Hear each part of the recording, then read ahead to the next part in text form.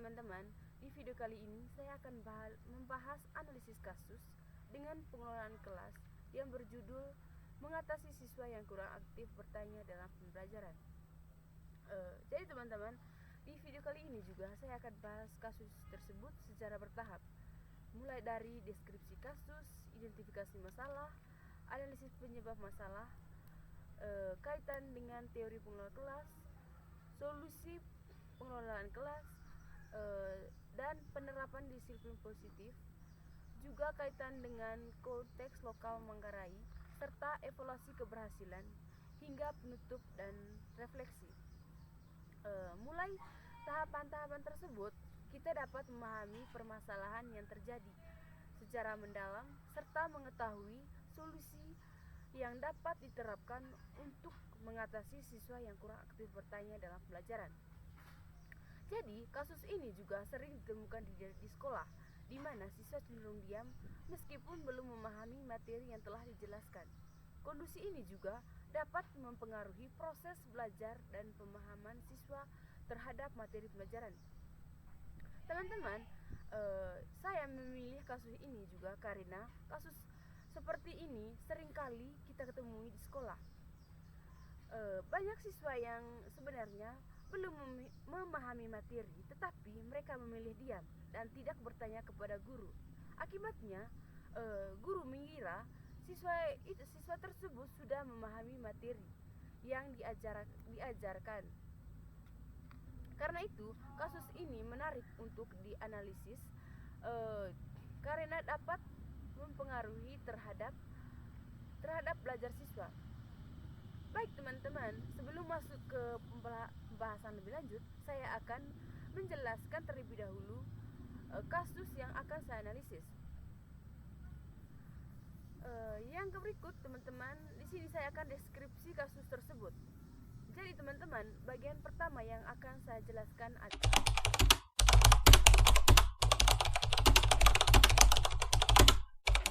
dalam suatu pembelajaran, guru telah menjelaskan materi dan memberi kesempatan kepada siswa untuk bertanya.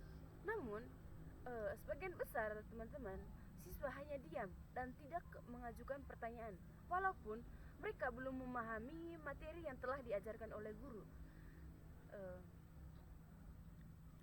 Jadi teman-teman, akibatnya guru sulit mengetahui apakah siswa tersebut memahami atau hanya mengikuti alur pembelajaran saja. Teman-teman, jika kondisi ini terus dibiarkan, siswa akan semakin kesulitan memahami materi pembelajaran. Guru juga akan kesulitan mengetahui bagaimana yang belum dipahami oleh siswa. Karena itu, masalah ini perlu mendapatkan perhatian dari guru agar proses pembelajaran dapat berjalan dengan baik. Nah, teman-teman, dari kasus yang telah saya jelaskan tadi, kita dapat melihat bahwa siswa cenderung diam meskipun belum memahami materi yang diberikan oleh guru. Oleh karena itu, saya akan mengidentifikasi masalah utama yang terjadi dalam kasus tersebut.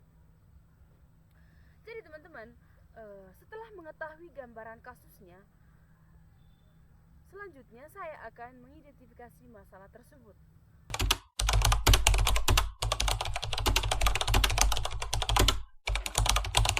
Jadi di sini teman-teman, masalah utama dalam kasus ini adalah rendahnya keaktifan siswa dalam bertanya saat proses pembelajaran.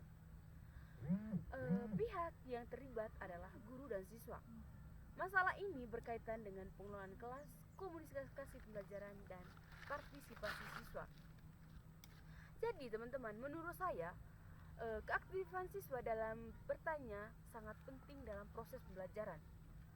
Ketika siswa tidak berani bertanya kepada guru, dan guru bisa menganggap bahwa semua siswa sudah memahami materi, demikian sudah memahami materi. Padahal kenyataannya belum tentu semua siswa memahami materi yang telah dijelaskan oleh guru tersebut. Akibatnya, tujuan pembelajaran yang diharapkan bisa sulit dicapai.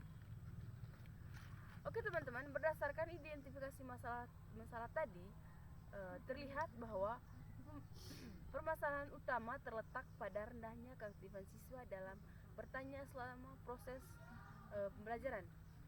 Selanjutnya,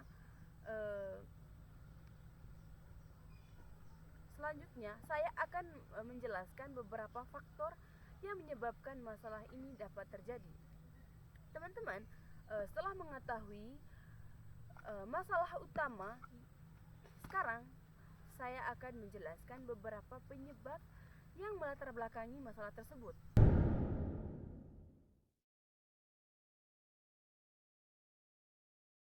Jadi, beberapa faktor yang menyebabkan siswa kurang aktif bertanya, yaitu yang pertama, kurang percaya diri.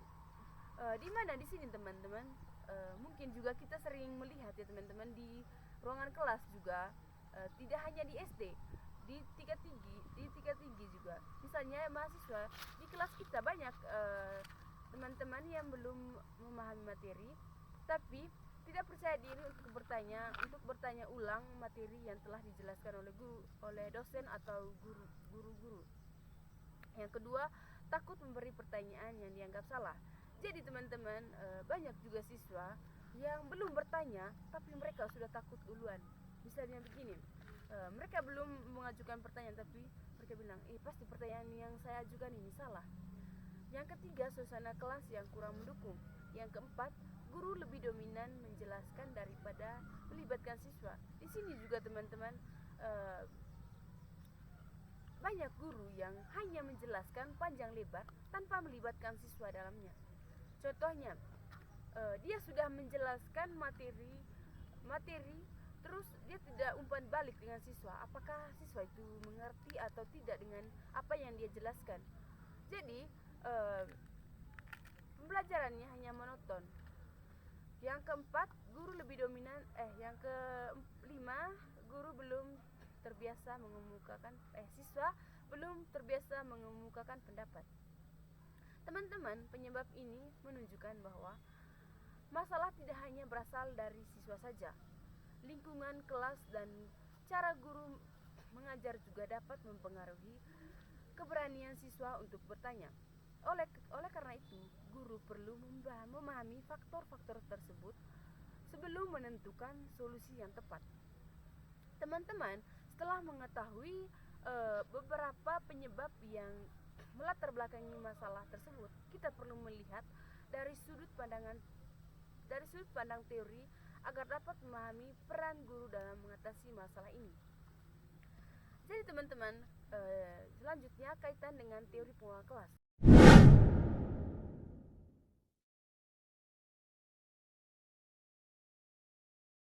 Teman-teman, untuk memahami masalah ini, lebih mendalam, selanjutnya saya akan mengaitkan dengan teori pengelolaan kelas, yaitu yang pertama menurut Mulyasab. Menurut dia, pengelolaan kelas merupakan keterampilan guru dapat menciptakan kondisi belajar yang optimal. Di sini juga menjelaskan guru perlu menciptakan lingkungan belajar yang aman dan nyaman agar siswa berani mengemukakan pendapat, bertanya, dan berpartisipasi aktif dalam pembelajaran. Jadi teman-teman, dari teori tersebut dapat kita pahami bahwa guru tidak hanya bertugas menyampaikan materi, tetapi juga menciptakan suasana belajar yang membuat siswa merasa aman, nyaman, dan percaya diri untuk berpartisipasi dalam pelajaran. Jadi, berdasarkan teori yang telah saya jelaskan, guru memiliki peran penting dalam menciptakan suasana belajar yang nyaman dan mendukung keaktifan siswa. Karena itu, terdapat beberapa solusi yang dapat dilakukan untuk mengatasi masalah tersebut.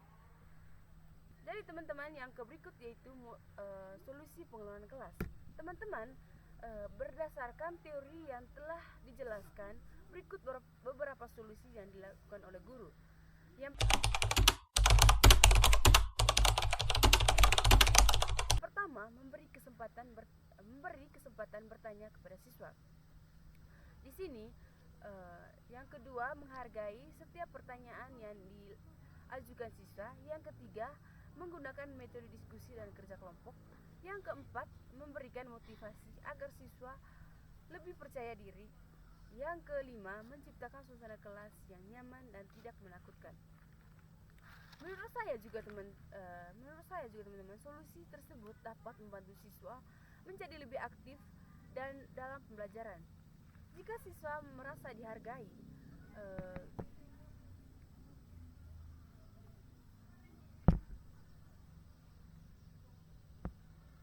menurut saya, solusi tersebut dapat membantu siswa menjadi lebih aktif dalam pembelajaran. Jika siswa merasa dihargai dan didukung oleh guru, mereka akan lebih berani mengajukan pertanyaan dan mengemukakan pendapat. Jadi teman-teman, selain menerapkan solusi tersebut, guru juga perlu menggunakan pendekatan disiplin positif agar siswa merasa dihargai dan lebih percaya diri untuk berpartisipasi dalam pembelajaran. Teman-teman, selain solusi tersebut, guru juga perlu menerapkan disiplin positif dalam pembelajaran.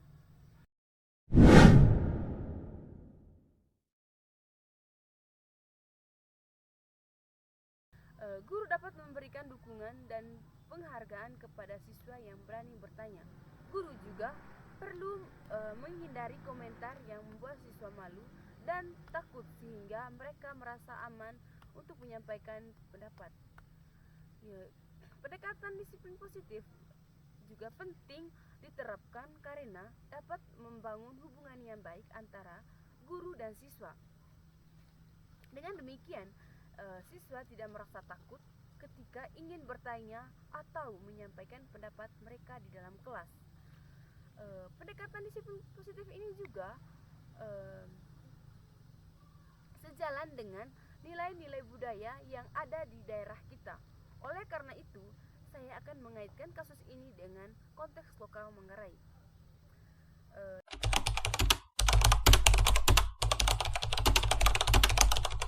Teman-teman,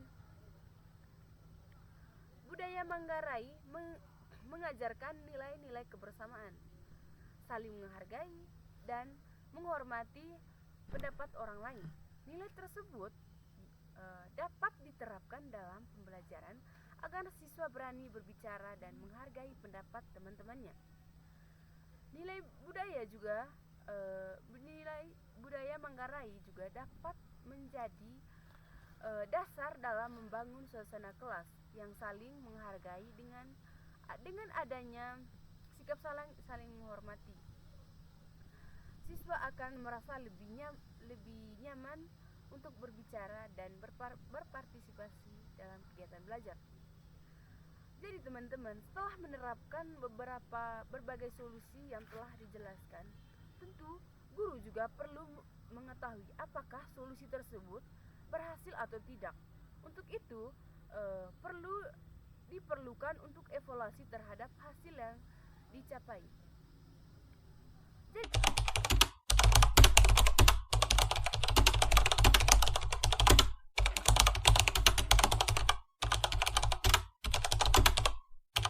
teman-teman, setelah solusi diterapkan, tentu perlu dikaitkan dengan evaluasi untuk mengetahui keberhasilannya.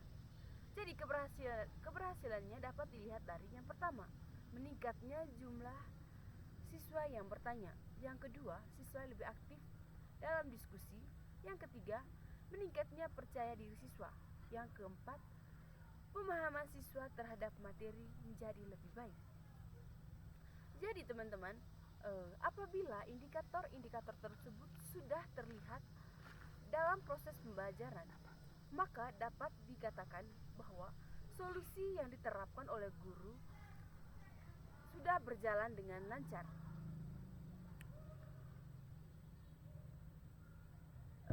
Namun, guru tetap perlu melakukan evaluasi secara berkala agar hasil dapat dipertahankan dan dipertingkatkan. Teman-teman, setelah melihat indikator keberhasilan yang telah dijelaskan, dapat diketahui apakah pengelolaan kelas dilakukan sudah berjalan dengan baik atau sudah berjalan dengan baik sudah berjalan dengan baik. Sebagai penutup, saya akan menyampaikan kesimpulan dan refleksi dari kasus yang telah saya bahas.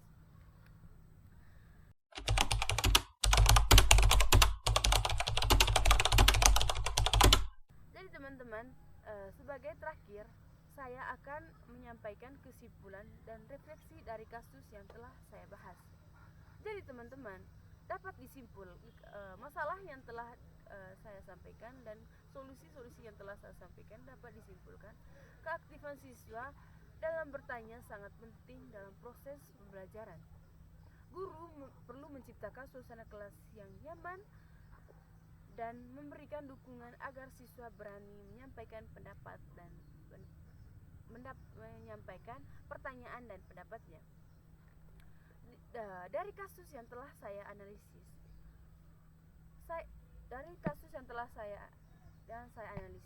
saya memperoleh pemahaman bahwa setiap siswa itu memiliki karakter yang berbeda-beda. Dan sebagai calon guru, saya harus mampu menciptakan suasana belajar yang membuat siswa merasa aman, percaya diri, dan berani untuk bertanya. Dengan demikian, proses pembelajaran dapat berlangsung lebih efektif dan tujuan pembelajaran juga dapat tercapai dengan baik. Jadi teman-teman, sebagai calon guru juga saya menyadari bahwa puluhan kelas yang baik dapat membantu siswa menjadi lebih aktif, percaya diri, dan terlibat dalam proses pembelajaran. Oke teman-teman, sekian pembahasan kasus yang telah saya bahas. Mungkin dari penjelasan yang telah saya sampaikan ada salah kata atau mungkin banyak kekurangannya. Saya mohon maaf.